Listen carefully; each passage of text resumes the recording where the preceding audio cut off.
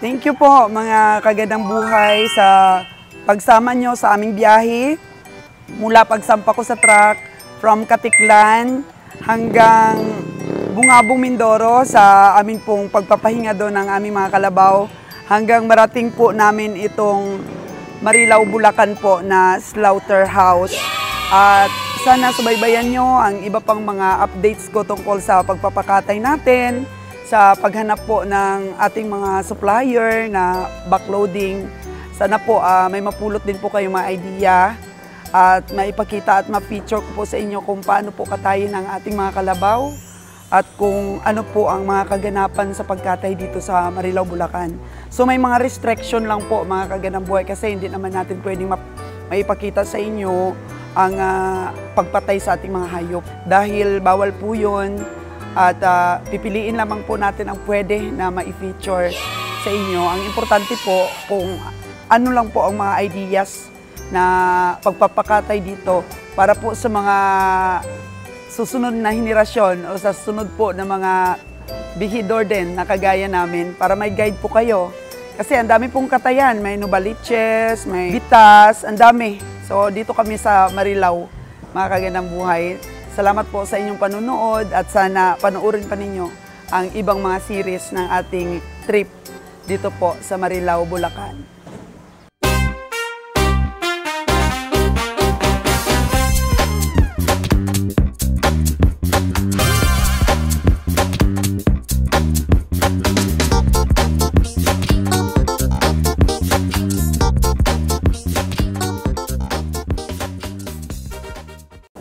So mag-uumpisa na po tayo ng unloading mga kagandang buhay sa ating mga kalabaw.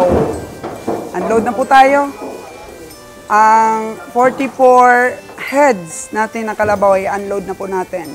At masigla pa rin po ang ating mga kalabaw. Oh. Hindi talaga nanghina. Kagaya ni Limuel at saka ni JR. Hindi nanghina sa biyahe.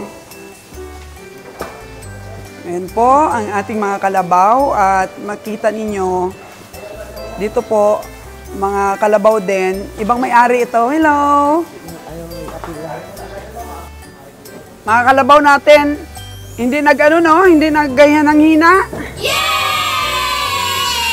Hindi nanghina ang kalabaw ni Unad. Ganda pa rin ang katawan. Matibay talaga sa biyahe. Oh. Hindi man lang nag-iba yung itsura niya, Limuel. Ano lang? Nakainom talaga siguro itong sapat na tubig. Sa sapa. Oh, ito yung nahulog. Medyo humina ang katawan niya. Oh, yan. Iikis-ikis. Parang lasing. Ito ang una nating ipakatay. Yan, nahulog kasi po ito. Nung nandun kami sa Bungabong, Mindoro, nung pagbaba niya, nahulog siya. Ayan, nasugat siya. O, ayan. Ayan, tingnan nyo po mga kagandang buhay. Ang katawan, hindi man lang po nag-iba. O, parang lasing. So, habang nagbababa po kami ng aming mga Carabao for Slaughter, mga kagandang buhay. So, gusto ko lang pong sagutin ang mga katanungan ng ating mga viewers kung magkano daw po ba ang back and forth na pamasahe from Negros to Marilao, Bulacan. Ito lang po, expenses lang po sa transportation, mga kagandang buhay, ang aking i-reveal sa inyo. Ang krudo po namin galing po kami sa Gihulnga, Negros Oriental to Marilao, Bulacan. Nagkrudo po kami ng 21,500. At ang ticket po namin, pamasahe sa barko at iba't ibang mga expenses doon, mga permits. Katiklan to Mindoro, 16,000 all in. Ticket at iba't iba pa.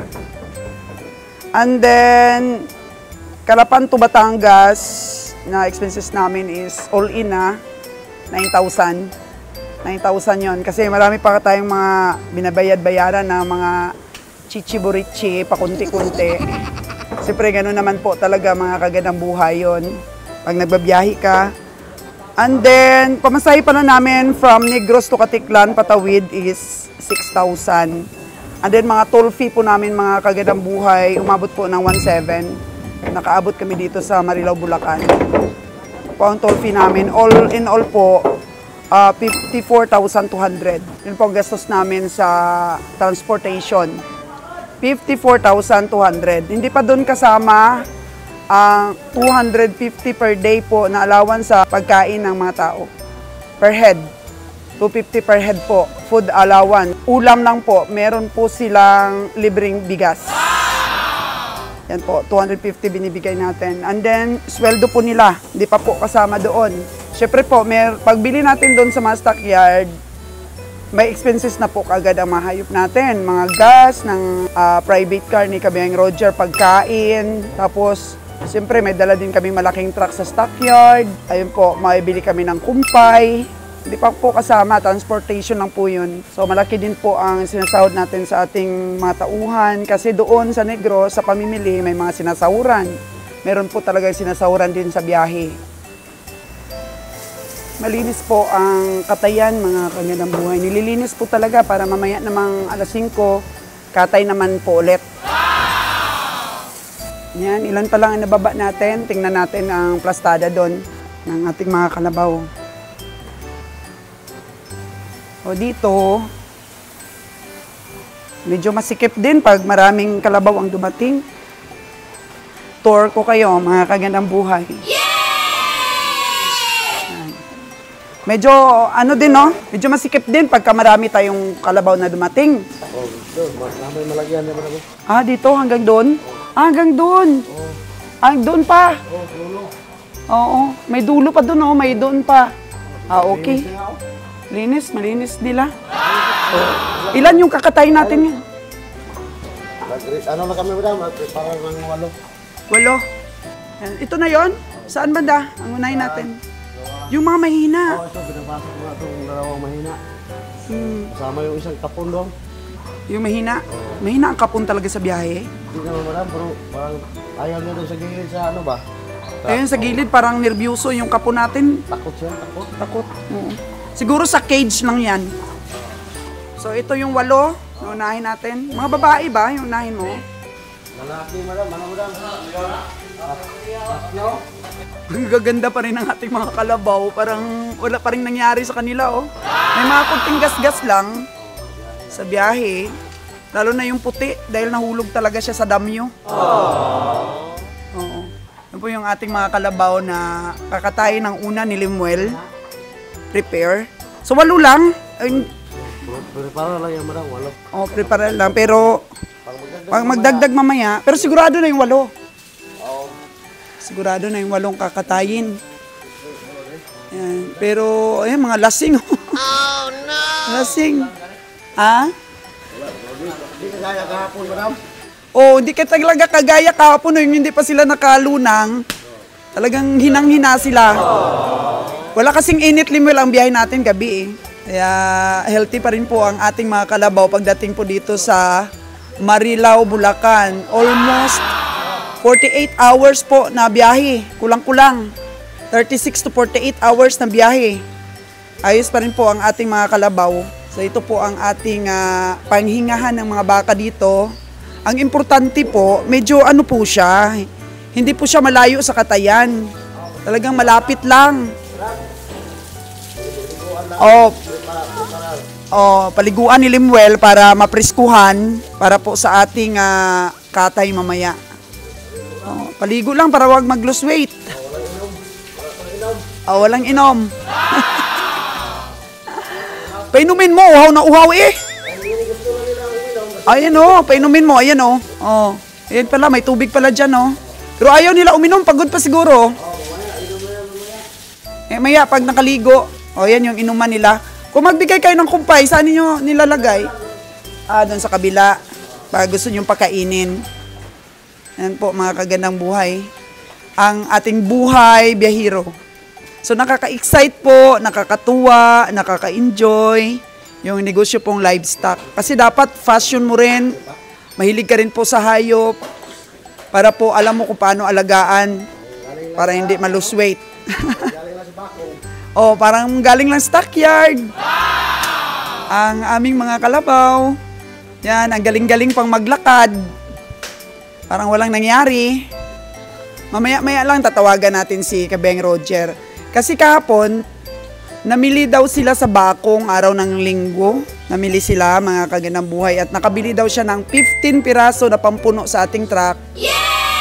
Kasi si Kabiyahe naman, pag nakita niyang medyo mura, maraming mga kalabaw, medyo okay ang presyo, bumibili po siya yan kaagad ng medyo marami hanggat kaya. Depende po sa presyo para may stock na doon na nakapundo pag nakarami sila kahapon. O, ilan na? Ilan na ito? 16 pa lang nababa. Yung sa ano pa lang ito? Yung sa ilalim. Tapos saan yung iba ilagay? Dito? O dito? Dito ilagay po. Lagyan na kagad tubig. Magkaroon ka ng ganitong space sa bayan mismo ng Marilao ay okay po. Laki na po itong space na to. Sa likod, ano yan sa likod? O sapa? Sapa pala sa likod. Yan po ang ating kalagayan sa ating mga hayop dito. Yan, tain ng kalabaw. Pero hindi mabaho in fairness. Hindi po mabaho dito. Sapat sa tubig dito. Ano, Limuel? Oo, malinis. Pero kahit anong linis mo, marumi pa rin dahil may mga tae. Yan, ilalagay sa sako yan.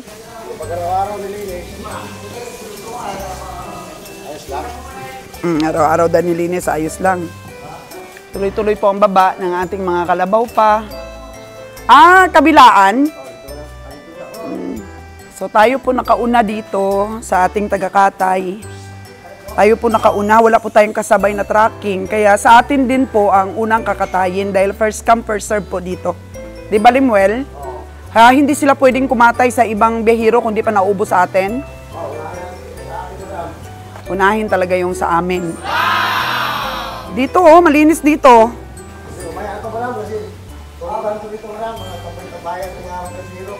Dito?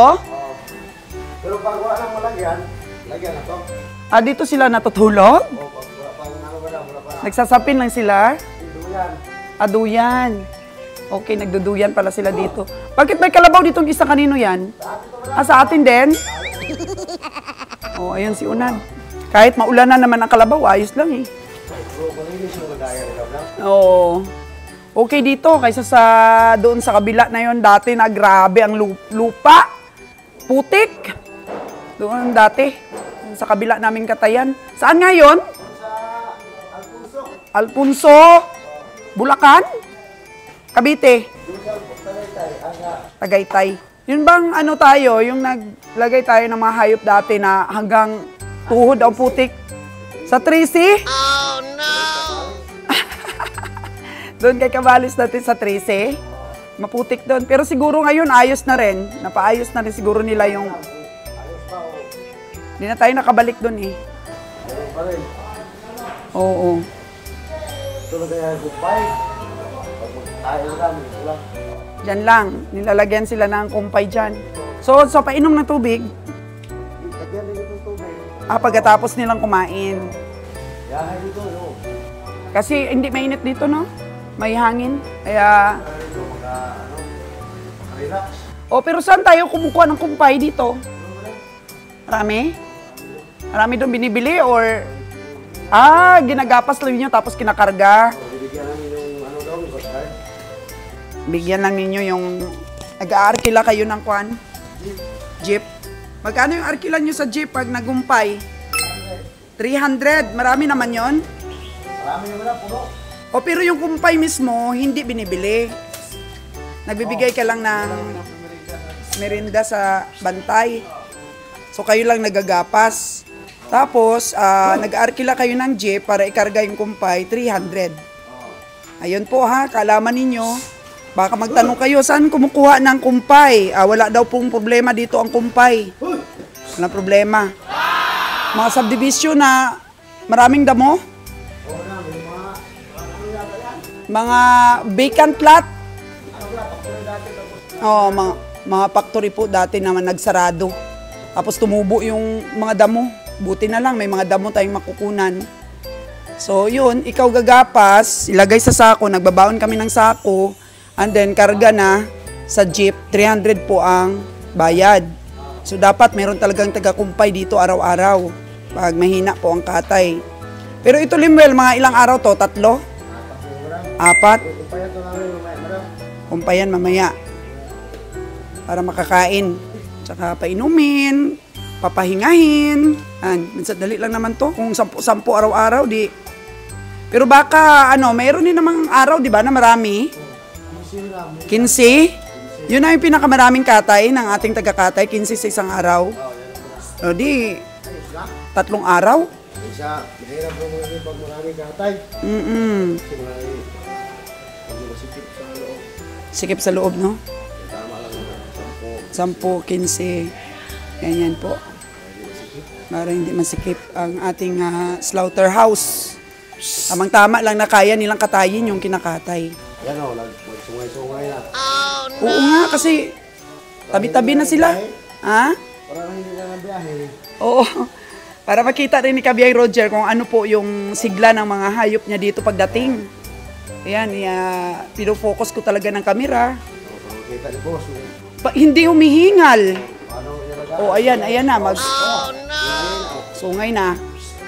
Siguro matapang tong isa na to, hindi nagbibehave. Ano siya, ilayo-layo. Babae, hindi niya sinusungay yung babae. Ay, nagre-respect talaga yung ang kalabaw sa mga babae. Ayun na, sana. Kung ang kalabaw nagre-respect sa mga babae, mas lalo pa dapat ang mga asawang lalaki, no? Depende. Depende rin sa sitwasyon. When kalabaw, tingnan mo, hindi niya sinusungay yung babae. Ibig sabihin, instinct ng isang kalabaw na lalaki na mahalin talaga ang babae. Kaya dapat ganun din ang mga lalaki, no? Lagi kaming minamahal. Ayan po, ma-amaze ka talaga po sa mga hayop kung ano po yung mga ugali nila. Pero meron talagang kalabaw na sobrang tapang. Lalaki ito, yung ugis. Di ba hindi ito yung nahulog? 2 yung ugis natin 3? Yung ugis? Ay, 3 pala yung ugis natin. GR doon sa taas. Ito yung sinakyan ng GR. So may mga gas-gas hindi maiwasan Ano yung marang, truck? Sa truck ito. Wala man yan, kasi sana lang, balat lang. Sa balat lang, no? Hindi bugbog ang laman. Kasi pag bugbog ang laman, ay nako, babawasan tayo sa presyo. Oh, no! Pero, tingnan natin yung kalabaw na po. Parang yun, lalo na yun ako. Oo. Wala lang. Relax lang, parang galing lang sa sakyan. Parang hindi nakaranas ng biyahe, kaya ugaliin talaga natin na mag-stop over tayo sa Bungabong. Ay, ang ganda ng tubig doon. Pwede kang doon ka nga naligo So, itong mga kalabaw natin, Limuel, napaka-bless natin dahil medyo kunti ngayon ang hayop dito ngayon. Medyo nakatsamba tayo, madam, na nauna tayo sa darating na mga biyahero. Taga saan ba yung ibang biyahero ni Sir Jan Jan? Taga May Negros pa rin? Samar. Samar din? Ang Samar, madam, pag magdala yan, sunod-sunod, 2 truck. Sunod? Kaya kahapon naubos kanila. Sabado pa. Kaya kahapon walang katay. Oo. Tapos nakatsamba tayo ang Tsamba tayo. Tapos meron tayong darating ng mga Martes, Merkulis, Biyernes. Mga Biyernes. Di sa atin pa rin. May sa atin pa rin. Meron pa rin tayong darating na isang truck. So, kailangan namin makauwi bukas. Sige, pwede pa lang. Bukas. So, tayo, Hunting muna tayo ngayon. Ruling tayo. Dapat mga alas 12. Sige. Alas 12 kasi pag hapon na wala na opisina. Sige ba na? Alas 12, umpisa na tayo ng ruling sa Novaliches. Pagkatapos nila matanghalian, bukas na. Alis na tayo para hanapin ang budiga ng mga pwede nating maibakload. Para pagdating doon, quarantine ng 7 days. Tapos, kabalik agad. Pagdating ng Biyernes na yon, itlog ang nun. Ay, yung isa? Oo, itlog ang backload natin sa Biyernes na yon. Sige. Para hindi na antayin yung backload mo ba? Yan talaga mas maganda. Tuloy-tuloy. May iba tayong mga backload, hindi lang puro itlog. Puro itlog. Halimbawa, hindi pa naubos doon sa Boracay, tapos magdala naman tayo. Wala, bugok, itlog natin. So, chichirya. So, tuturuan ko rin po ang ating mga viewers tinda ng chichirya. Kung magkano dito sa Maynila ang price at paano bitahan natin doon. Dapat magkapagpa-wholesale tayo doon. So siguro pwede yun eh, walang restriction yun, pwedeng pumasok unlike sa itlog, hindi makapasok ng... Yung chichirya, kahit magdala tayo sa Negros, malaking ano na rin yun, malaking bagay na rin yun, makarating doon. Eh yung itlog kasi di na madadala eh, sa Negros. Bawal pa daw, bawal. Ang chichirya, bahala na. Yung chichirya, malaking bagay. Magaan pa sa truck. Oo. Napakagaan. Kaya Tapos i-distribute din natin doon sa Negros. Richie, Peewee, Movie, Caramel, Movie Choco, at kung ano-ano pa, mga Tumi. Yung sa Ribisco, madam, ayaw mo yan, kanila? Ribisco, tingnan din natin kung magkano. Unahin natin yung Ribisco. Kasi madaanan natin dyan sila, yung ano nila, opisina. Nandyan na yung opisina nila. Ang ano talaga, factory. Dyan talaga nagawa. Dyan talaga ginagawa. Magaling yan, maganda yan. Yung lahat ng produkto sa Ribisco. Malakas din tayo sa Ribisco. Meron dyan. Tingnan natin. natin. Tayo, walang problema. Malapit lang. Malapit lang. Doon sa paradahan natin ng truck. Piliin lang natin yung mga biscuits na medyo mabenta. matagal ang expiration. Tapos lahat naman ng Ribisco, mabili. Yung lalo na yung mga pitas. Kanila yan, madam, no? Hansel, Ribisco na crackers, may mga flavors, Fuji bar. Ang ano siguro dyan, madam, yung hindi mabinta, madali, yung may lagayan ba? Yung mga lagayan. Yung pag magpunta ng Maynila ang taga-probinsya. Tapos pag uwi, magdala ng ganun. Kasi sabik na yung mga kapitbahay, ganun ang pasalubong. Sa atin, ang tawag doon, tinapay na gabok. Marupok ba? Pero dito, meron dyan sa Ribisco talaga. Pero mabili din doon sa Bisaya yun. Mabili din yun. Mabili din yun, madam. Maganda doon. Maghanap tayo ng pisto doon. Tapos, meron tayong wholesale at saka retail. Sa atin lang paninda, mayroon naman tayong mga grocery store. Yung asawa mo talaga. Pag sikapin naman niya, madam, na... Kasi tulong-tulong lang tayo. Dapat behiro ka, makapakinabang ka rin. Hindi tayo maramot para masinso din ang ating kayong mga tauhan. Diba? Sa chichirya, maliit lang. Kunti lang puhunan. Maliit lang, pero... Pero siya saleable. Bumibili talaga dun sa mga school. Richie, tsaka ng Movie Caramel, Movie Choco, hindi yan, hindi kagaya sa may mga bitchin. Kasi yan, yung, na yan, parang medyo matamis lang. Yun. Payag ang mga magulang ba sa school. Sa mga kantin, may mga ganun, Richie. At saka Movie Caramel, Movie Choco. Diba, isa lang yan sila, madam, no? Oo. Ayan, yan ang ating hanapin. Sana naman i-guide tayo, no? Ng Diyos. Nakarating tayo dito na hindi natin alam yung nadaanan natin kanina. So napansin mo na pag nagnegosyo tayo, walang ibang tumutulong kundi sarili natin. Mahirap mag-umasa sa ibang tao. Oo, mahirap. Hindi ka talaga makadiskarte. Na tayo makakita dito sa Manila. Hindi maidaan sa ahente. Kasi ganito yun, Lemuel. Hindi ako maramot sa mga ideas. Kasi ang may kakayahan na pumunta dito sa Maynila at mag-backload, matutulungan natin. Maraming mga opportunity para sa mga biyahero. Matulungan din natin sila para makasurvive. Hindi naman lahat ng tao maka-avail na makapunta dito kahit ituro pa natin. Kasi yung gastos. Gastos sobra. Patong-patong. Pag wala, kung yun lang talagang kunin mo, yung chichirya dito sa Maynila, kunti lang yun.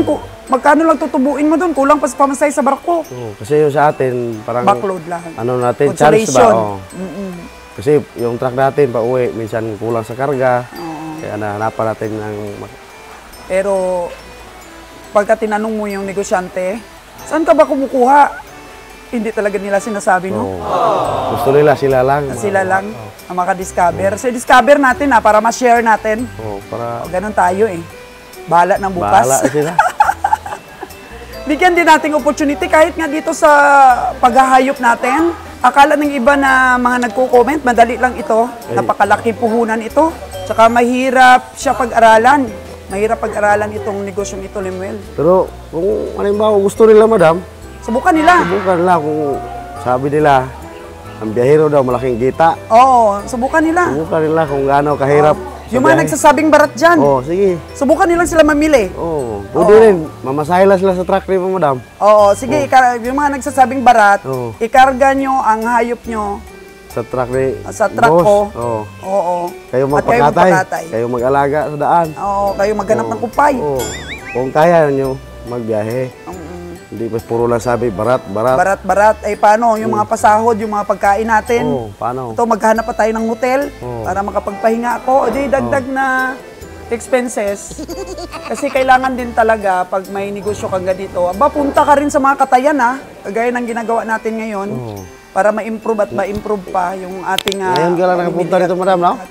Ngayon lang. Ngayon lang, first time ito na nakapunta ako sa katayan. Kasi sa Imos, wala. Wala. Hindi ako nakapunta. Yan, sagutin mo muna kung Baka sino yan. emergency to. Emergency call. Ay, si Mrs.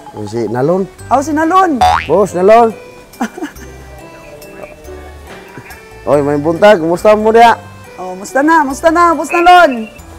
Okay na daw, okay na. Nanami dire, naabot nami. Ayan, iyaw na daw. Oh, na-prepare na to niya to kay wala may laing karabaw dire. Nya gitawag po tong tao ni Janjan gapon nga ihawan ni ato karon. Oh, meron tayong katay agad ngayon, Nalon. Dam, Meron tayong katay agad ngayon at napakatsamba natin dahil tayo lang ang may hayop ngayon at lalo na't maglo-loading ulit tayo at tsamba yan. Wala, bili lang kayo ng bili dyan. Dili ba kay babae ba? Laki na. mukuha mo yung madam, ganing mulot ko ng boss ugma. Adi ala. O, loading mo, ugba? Oh, loading ko ng ano may 44 na mga kato dam. Oh, sige, pwede. Ilan ang nabili ninyo ngayon? 15 ka po, okay na. Oh, 15 hindi na dagdagan? talabaw. Ano daw, puro kalabaw daw? So, puro kalabaw. Hindi na dagdagan? Sakto lang na nga hurot ni dire mo pa pag-abot ana. Sige daw, kanang mga luya-luya mo yung paunang iyo daw. Ay, okay ba itong mga kalabaw ron? Mas madam, ay, si madam. Grabe, nabilib gani ko ni sa mga kalabaw kay murag walang matamlay dito, puro maganda katawan pa rin. Oo, sige lang, Pregon. Okay mo ko dam, kaya nagkapaway man sila dam.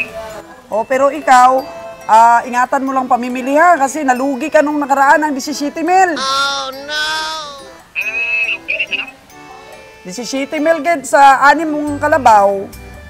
Ang nalugi mo, 17,456 at saka 1,600 lang ang panalo mo. So, sa anim lang yun, wala pang. Sa 6 lang yon. Bawi lang ta, boss Dalon, sa sunod.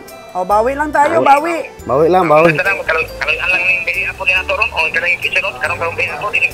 Ingat-ingat lang sa pamimili.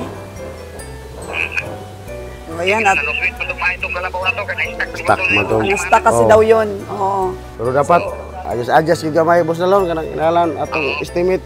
Dili kayo patason. Bahala na, dili. Bahala na. Bahala nagsabihang barat, basta Bahala, dili manalo ta ang kapalit. biyahe. Oo, iya daw. Kakang iyaw ron daw. 8, tapos wala pa may katawag. Kaya manawag na itong tao ni Janjan. Kung pila. Sige daw, sige oh. Okay na. Sige. Okay na. Kami sa bangko ron, may busing. Kaya na, kami bayad lang yun ka, pauli namin. Sige. Uwi na daw si Kabiyahe at saka si Nalong Sige, galing sige. sa Bakong, mga kagandang buhay. May nabili daw silang 15. 15 po ang puti. nabili ni Nalong at ni Roger. Gasto nga, bad. Kaya isog kayo na diya. Kanina tinanong mo yung tao, may hotel daw malapit dito. Oh. Ihatid ka namin mo. Unahin natin hanap. Madam, ihatid ka namin doon. Aray ko na, bad. Diri na, bad. So ayan po mga kagandang buhay at ang iba pa po mga updates tungkol po sa pagkatay ng ating mga kalabaw ay antabayanan nyo po at magbibigay po ako ng resulta dito mga kagandang buhay. Hanap na kami ng hotel ni Limuel para makapagpahinga po ako at baka hanap na kami ni Limuel ng diskarte para po sa ating mga backloads.